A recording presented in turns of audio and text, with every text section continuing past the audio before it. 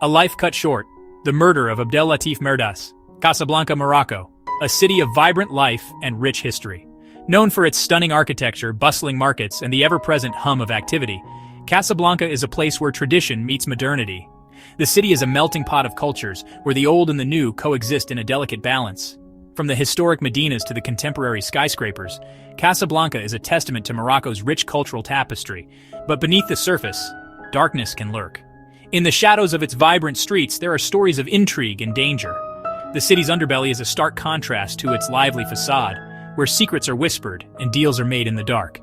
It's a place where the line between right and wrong can often blur, and where the unexpected can happen at any moment. This is the story of Abdel Latif Merdas, a respected parliamentarian whose life was cut short one fateful night. Merdas was not just a politician. He was a man of conviction and passion. His speeches were not mere words, but calls to action, resonating deeply with those who heard them. He was a figure who stood tall in the face of adversity, always ready to fight for what he believed in. Merdas was a man of the people. He championed the poor and fought for justice.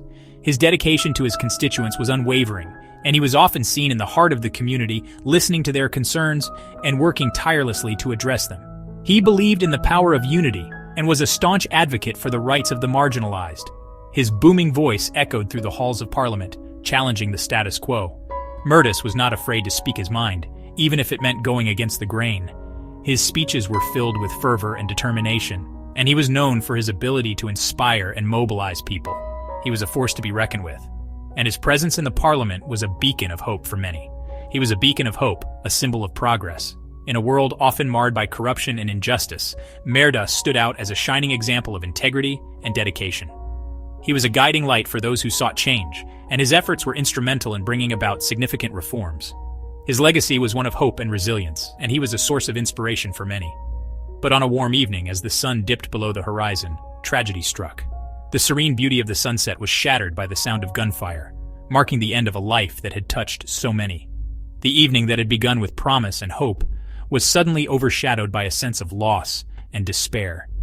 Merdas was found slumped over the steering wheel of his car, a single bullet wound in his head. The scene was a grim reminder of the violence that had claimed his life. The car, once a symbol of his journeys and endeavors, now stood as a silent witness to the tragedy that had unfolded. The bullet hole was a stark testament to the brutality of the act. His lifeless eyes stared blankly ahead, a grim testament to the violence that had taken him.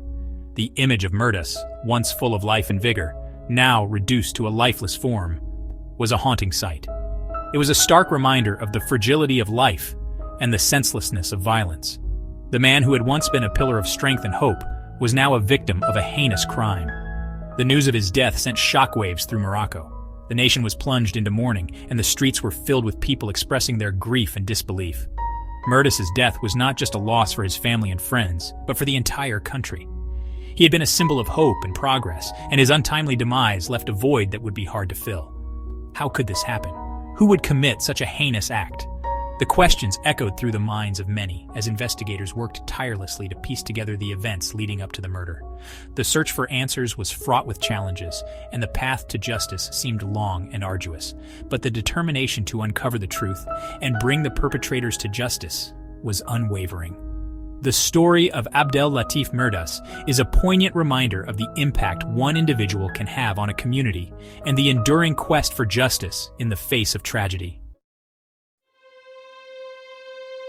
In the wake of Merdas's tragic death, all eyes turned to his wife, Wafaa. Beautiful and composed, she became the very picture of a grieving widow. Her tears flowed freely as she spoke of her husband's immense kindness, his generosity, and his unwavering love for his country. Wafaa's grief seemed bottomless. She spoke of their shared dreams, their plans for the future, all cruelly snatched away.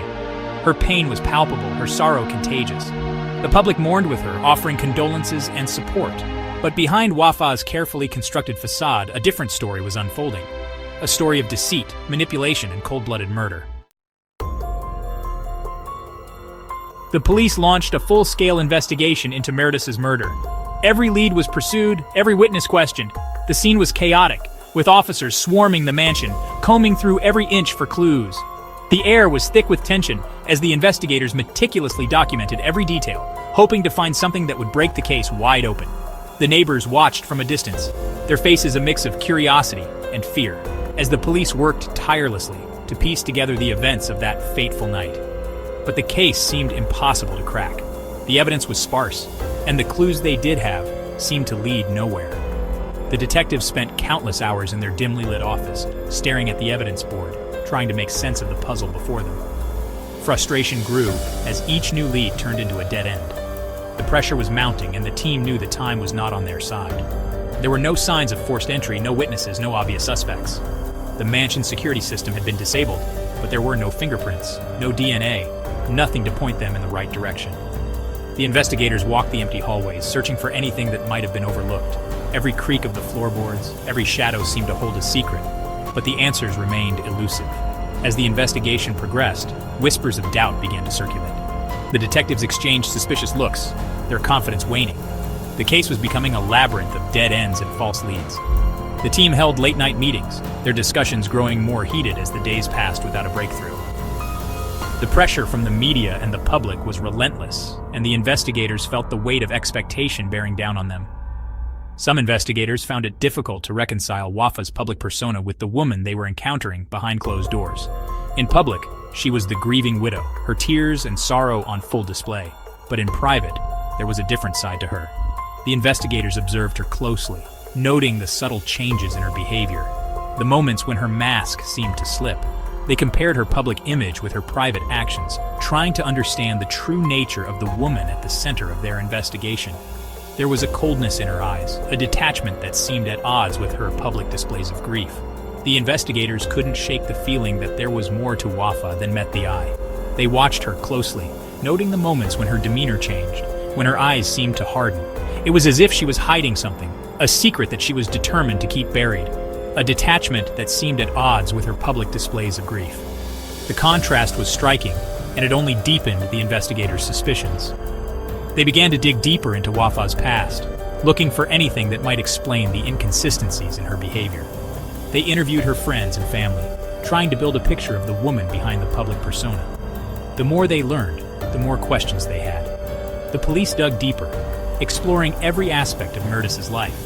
They searched his office, his home, his personal belongings, looking for anything that might provide a clue. They interviewed his colleagues, his friends, his enemies, trying to understand the man who had been so brutally murdered. The investigation was exhaustive, but the answers remained elusive. They soon discovered that the esteemed parliamentarian had secrets of his own, secrets that could have cost him his life. Hidden documents, incriminating evidence, and a web of lies began to emerge. The investigators were shocked by what they found, the revelations turning the case on its head. The man they thought they knew was not who he appeared to be, and the list of potential suspects grew longer with each new discovery. Secrets that could have cost him his life. The mysterious letter found in Merdas' study hinted at a scandal that could ruin reputations and destroy lives. The detectives knew they were on the brink of uncovering something big, something that would change everything. But with each new piece of the puzzle, the danger grew, and the stakes became higher. The investigation was far from over, and the truth was still out there, waiting to be discovered. The investigation took a sharp turn when detectives uncovered Wafaa's connection to a local fortune teller named Rukia. This discovery was unexpected and added a new layer of complexity to the case. The detectives had been following a trail of clues that seemed to lead nowhere, but this connection opened up a whole new avenue of inquiry. Rukia was a mysterious figure, known for her pronouncements and her hold over the city's elite. She was not just any fortune teller, she was revered and feared in equal measure. Her salon was a place where the powerful and the desperate alike came seeking answers. Her reputation was built on her uncanny ability to predict events and her enigmatic presence. Wafaa, it seemed, was a frequent visitor to Rukia's dimly lit salon. Surveillance footage showed her entering the salon at odd hours, often leaving with a look of determination or distress. It was clear that her visits were not just casual consultations. The detectives began to wonder what kind of influence Rukia had over Wafaa and what secrets were being shared behind those closed doors. She sought guidance, reassurance, and perhaps something more sinister. Wafaa's life had been spiraling out of control, and she turned to Rukia for answers. But the guidance she received seemed to push her further into the shadows. The detectives speculated that Rukia's advice might have been more than just spiritual guidance. It could have been a catalyst for darker actions. The police suspected that Rukia knew more than she was letting on. Her cryptic responses during questioning only fueled their suspicions. They believed she was withholding crucial information that could break the case wide open. Rukia's calm demeanor and evasive answers made it clear that she was not an ordinary witness.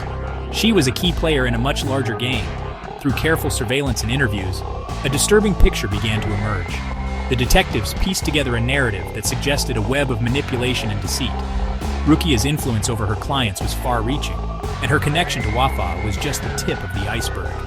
The more they dug, the more they realized that Rukia's salon was a hub of clandestine activities. Rukia wasn't just offering vague prophecies and herbal remedies. She was providing something far more potent.